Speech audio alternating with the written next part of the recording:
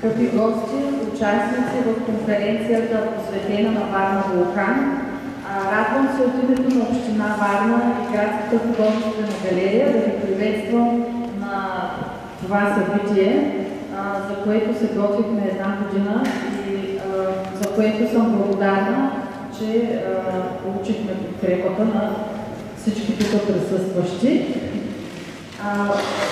На нашето откриване присъстват господин Коста Басетов, заместник-кмет на Община Варна, ресорен за културните дейности, госпожа Антония Йовчева, директор на дирекция култура и духовно развитие.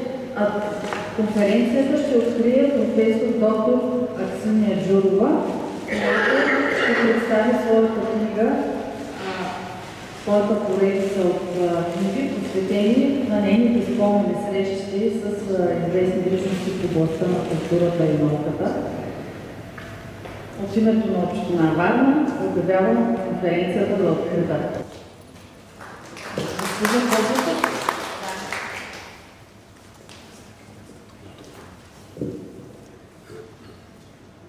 Добър ден, уважаема професор Джурова, уважаеми дами и господа. В тези дни, около 15 август, поредицата от събития, които са инициирани и се осъществяват на територията на града, ни получават както обществено признание, обществена значимост, обществена информационна среда, която създава около традициите на Варна, така и в национален план тези инициативи се представят като една духовна съкровищница на Варна, която през вековете е съхранявала това, което съществува, което имаме като подадене и, разбира се, с благодарност всички тези, които със своята дейност са показвали тази културна съкровищница на страната, на Европа и на света. За мен е огромно удоволствие, разбира се, привилегия в това си качество като представител на администрацията, да приветствам инициативата за нещо, което е дало изключителен, значим художествен привкус в изобретителното изкуство на страната ни, чрез този феномен вулкан. Да приветствам идеята на конференция да се върнете всички вие, които сте част и тези, които, разбира се, да се спомнят тези, които в момента ги няма тук, да се спомнят всички за този феномен, който с самото название и самото място говори, и с изпепеляващото въздействие, което се е случило след това, говори за събитие, което е дало отражение и като един феникс, след това то се възражда, за да може да се говори за него и да се опитваме да се доближим до тази атмосфера, или поне да създадем такава атмосфера, която бъде близка до това време, в което вижданията на художниците, работата на художниците, всичко е било в едно единство, в една симбиоза, за да може града ни и гилдията да се гордее с това, което прави. От името на кмета на града, господин Портних, от мое име, още един път искам да споделя удовлетворението си от това, че в тези празнични дни на Успение Богородично, които само след 2 дни ще празнуваме, този елемент, тук на това място, в Градската художествена галерия, редом с една съвременна композиция, която стои зад нас, пред мене, ще можем да чуем и спомени, да можем да чуем и мисли, споделени от всички вас за този феномен вулкан. Разбира се, времето е различно и ние не можем да сравняваме по този начин какво става в момента и защо не става така, както е било тогава. Защото времето е различно. Защото времената са минат, ние с тези времена, надявам се, искани се да се променяме, за да може да достигнем тази идейна палитра, която е битувала от главите на тези наши художници и на вас, които сте тук, за да можем наистина да се адаптираме и да положим бъдеще на младите хора, които следва да се вглеждат в миналото, защото без спомена за миналото, без неговото интерпретиране по подходящ начин, едва ли бъдещето ще бъде толкова значимо. Аз съм убеден, че Варна притежава този емоционален, интелектуален, този творчески потенциал, който може и е ангажиран с това да има по-добро бъдеще за нас, за всички около нас, за културата, за духовността, за града ни. Благодаря. С тези няколко думи, може би трябва да се преминем към онази част, която не е толкова административна, каквато беше моето слово. Благодаря.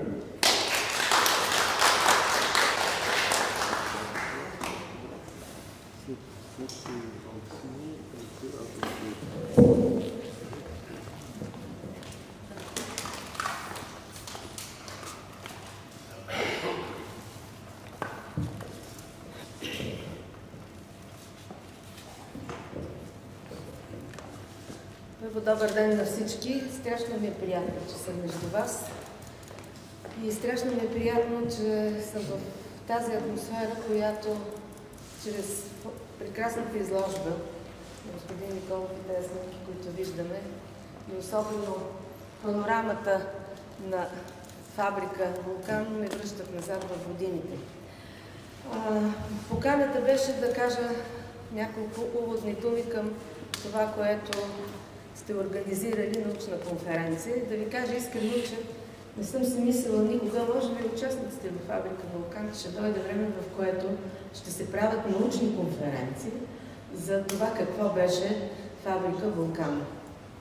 И за да не бъда многословна, тъй като се каза, че ще правя представяне на моята поредица "Изчезващата памет", която 3 тома излезнаха през 2018 година.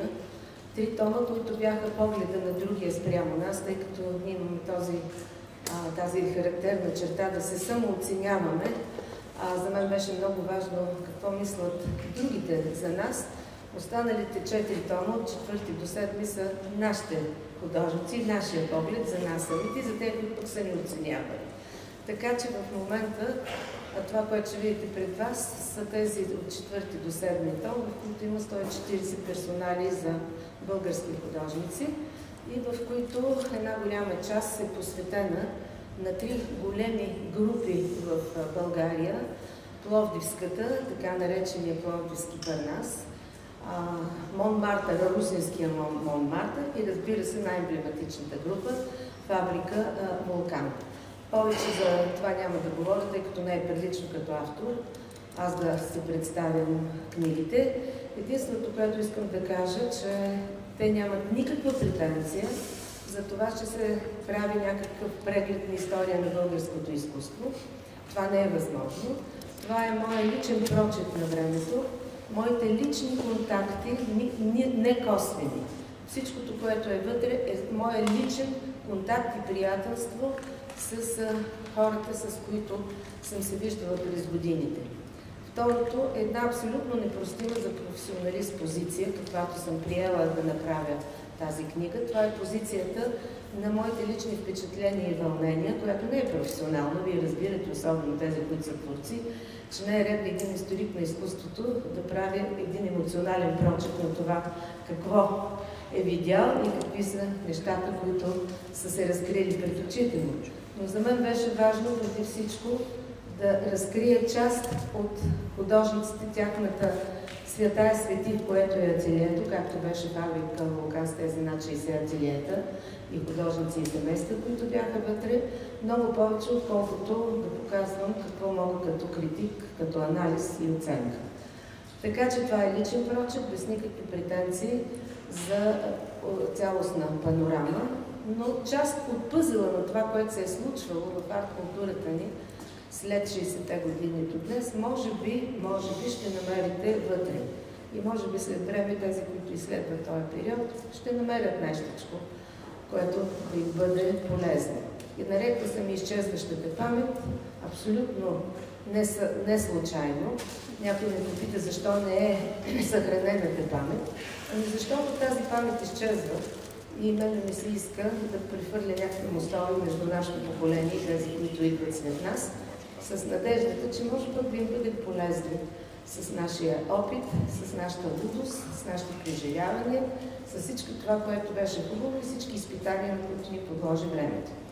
И така, това, което искам да кажа за фабрика Вулкан, не е никакъв анализ, никакъв преглед. Аз ще си позволя едни уводни думи, тъй като смятам, че наистина не знам дали е дошло времето да правим научни конференции. Виждам, че поне половината от тези, които бяха там, са още живи и още досега с тях е възможен да бъде директен, могат още да разказват. И така, ще си позволя, за да не бъде многословна, като всеки преподавател, аз обичам да говоря много, за да не ви отекчава много, ще си позволя да кажа, по-скоро да прочета няколко неща.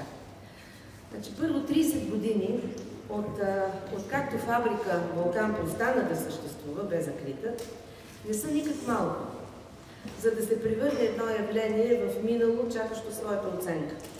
И все пак още сме близо до реалността. Стените на спомена са флуидни, вибриращи, вадят едни събития, запълват други с мъгла. Но ако има нещо, на което времето не влияе относно феномена фабрика Вулкан, то е, че още когато животът в Вулкан кипеше, а и след него, митологията за това какво се случваше вътре не е пресеквала. Звучи ми много странно, да не кажа с по-силна дума да се организира тази конференция, симпозиум, аз по-скоро го приемам като един разговор, както искате го наречете това наше събитие, защото си мисля, че Вулкан трябва да се преживее. Този, който го е преживял, той знае какво беше Вулкан. Като го казах това на един млад журналист, който вчера ме интервюри и който виждам беше до сега тук, и той ми каза, какво да правим ние, които пък не сме били там, не сме го видяли, не е ли егоистична вашата позиция да смятате, че не бива да се говори или да се прави конференция или симпозиум на тази тема. Да, наистина е така. Трябва да говорим, но ви казвам, стените на спомена са много флуидни, много неточни. Всеки от нас е запомнил нещо, а другия пък е запомнил друго.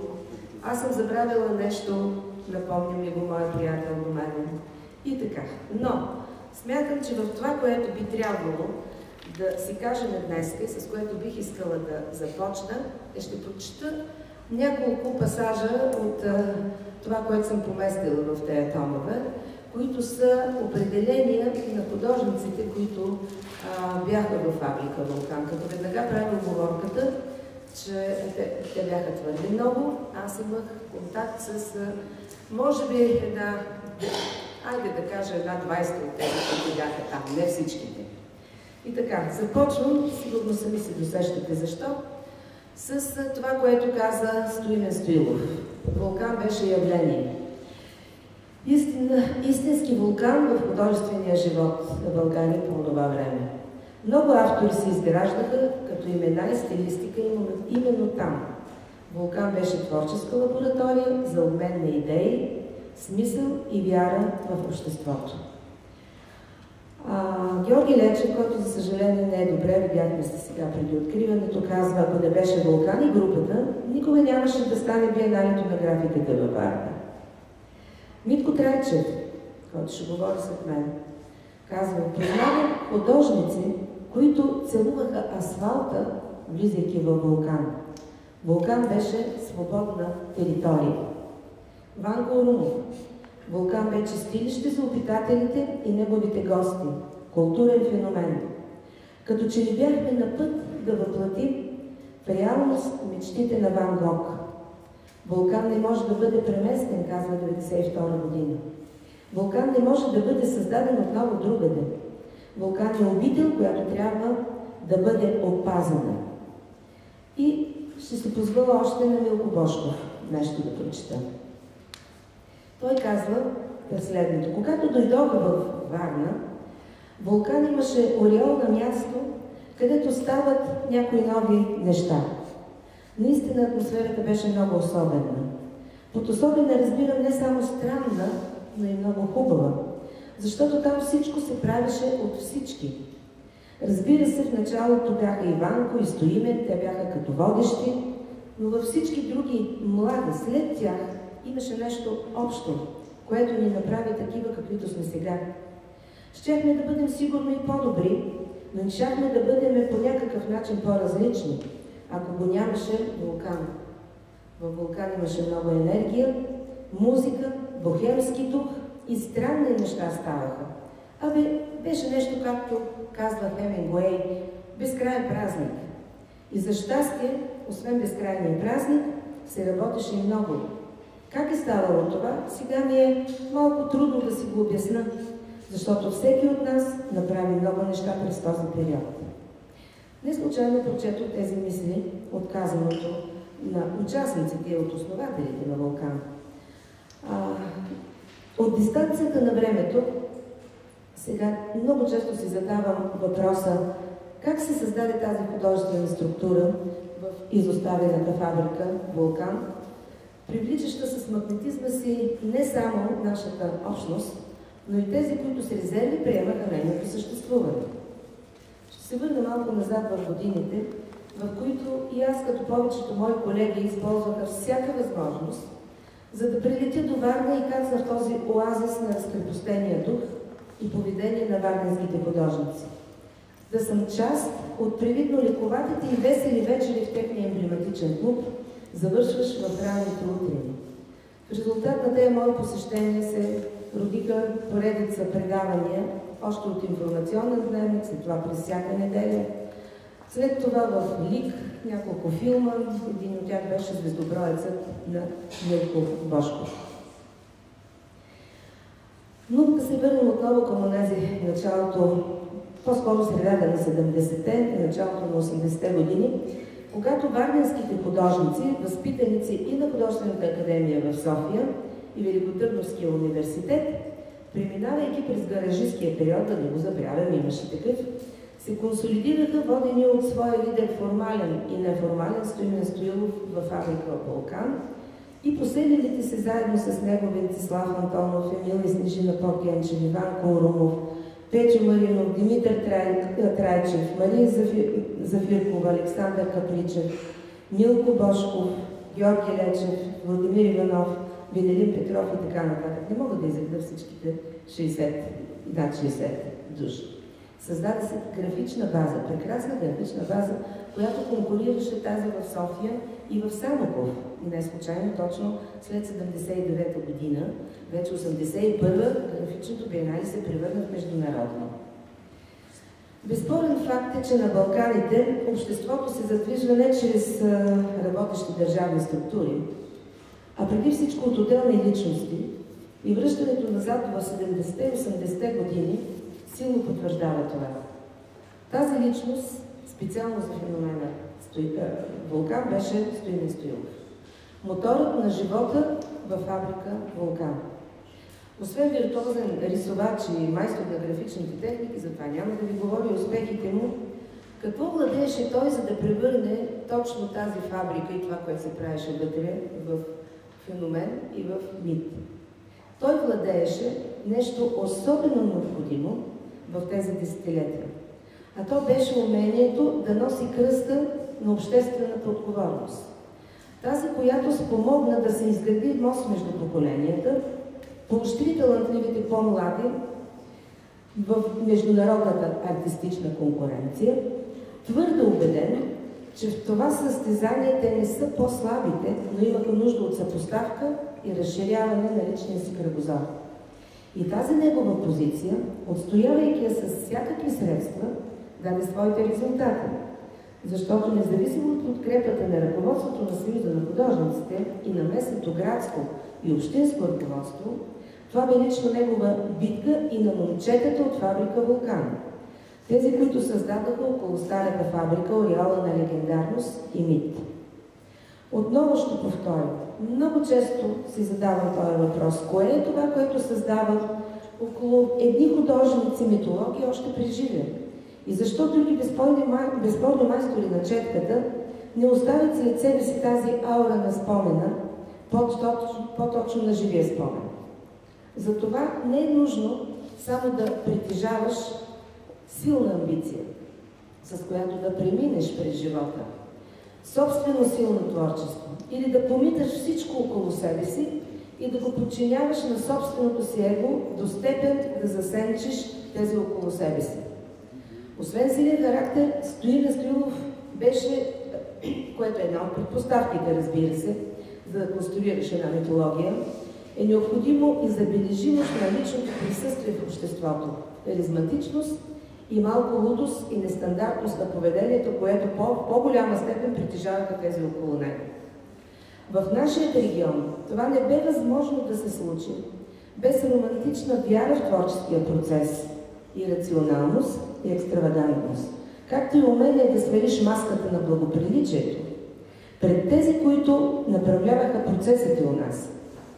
Харизматичността на варненските художници беше и в начина, по който те се забавляваха, въпреки обстоятелствата, без да се съобразяват с утвърдените авторитети, в резултат на което създадоха своя свободна зона. Зона, в която се случваха всякакви непредвидими и запомнящи се неща и се създадоха емблематични творби, отразяващи времето. Творби, които превъзхождаха изкуството на конюнктурната риторика, на която редица художници у нас тогава платиха дан. Ето това бе харизмата на Вулкан. Свободна територия на изкуството, с която се съобразяваха управляващите културата в България и тези, на които им беше приятно, че ги има варненските художници, както и на тези, на които открито не приемаха тяхното особено присъствие, без което ставащото в България след 70-те години бе невъзможно да се осмисли. Това беше група, която възникна като тим, като един отбор, обединен от духовно послание и бохемски дух. Макар че в последствие редица от художниците, както и всички останали в нашето време, в което живеем последните десетилетия, наблегна на конкретния пластичен израз, този, който превръща вдъхновението, породило картината и в стока, в свят, в който в момента живеем.